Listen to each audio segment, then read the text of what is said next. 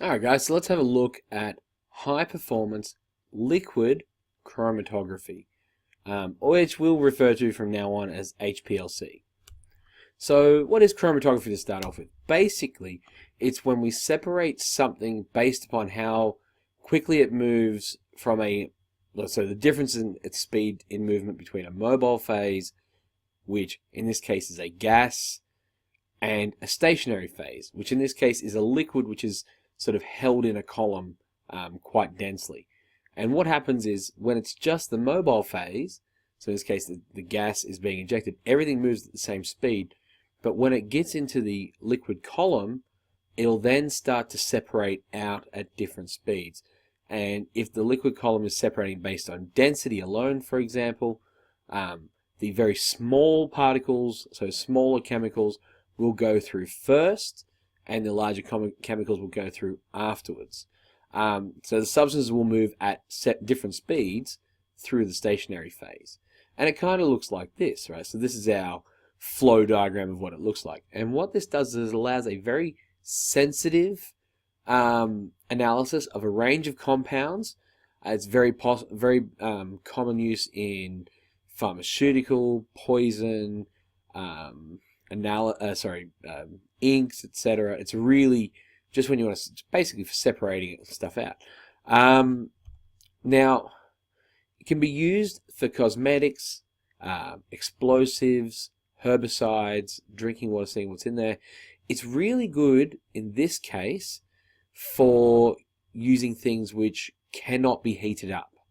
HPLC works at a low temperature, so it's good for things which can't be heated up. And this means if you heat it up, it will either chemically alter it, so it's very sensitive to heat, or it's going to explode.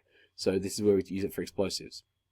And the components of a mixture can be identified by how it separates out through the analytical column, and you compare it against standards. So we run standard solutions through, or standard mixtures through, and we go, okay, so the octane takes this long, the propane's shorter and takes this long, and you can have standard retention times.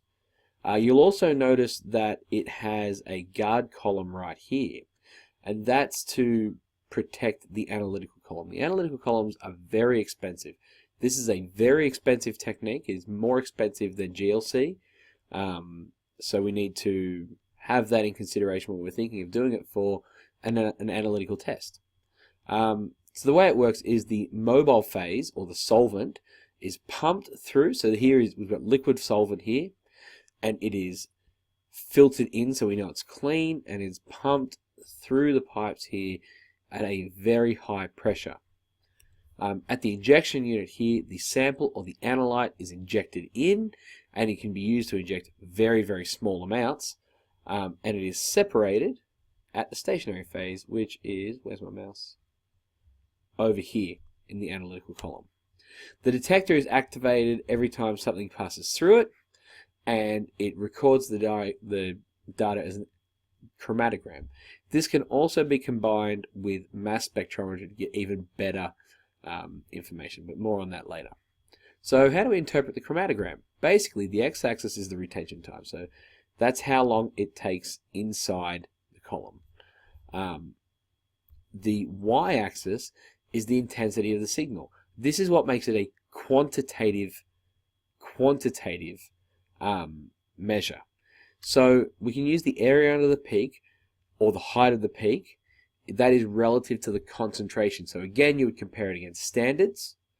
And we know that if, say, if 10 parts per million gives you a standard of 5.8 or 5.80, and 11 parts per million gives you a reading of 3.85, then at 3.83 you're somewhere between 11 and 10, except it would be much more specific and accurate than that. The concentration is then measured, as you said, against a set of standards. So what are the applications and limitations of it? So HPLC mass spectrometry together, that's a combination of the two, is used for explosive or flammable and heat-sensitive substances. As in HPLC, they're not heated, whereas in GLC they are. We can detect materials from skin, clothes, and swabs, which means skin and clothes swabs, which means it can be done very, very quickly. And it's very, very sensitive, which means it can detect as little as 0.1 nanograms. It can return false positives with solvents in hand creams. So this is, we're talking about explosives here, sorry. So with explosives at the airport, if you've ever had it where they go along and they dab the thing on you, that's them testing for explosives. And this works really, really well, but some hand creams can give false positives, and this means you need to retest it on positive results, okay? So if you get a positive result, you've got to retest it a couple times. All right, I hope that made a lot of sense. If you have any questions, put them in the comments below and we'll get back to you as quick as we can. Thanks for watching. Bye now.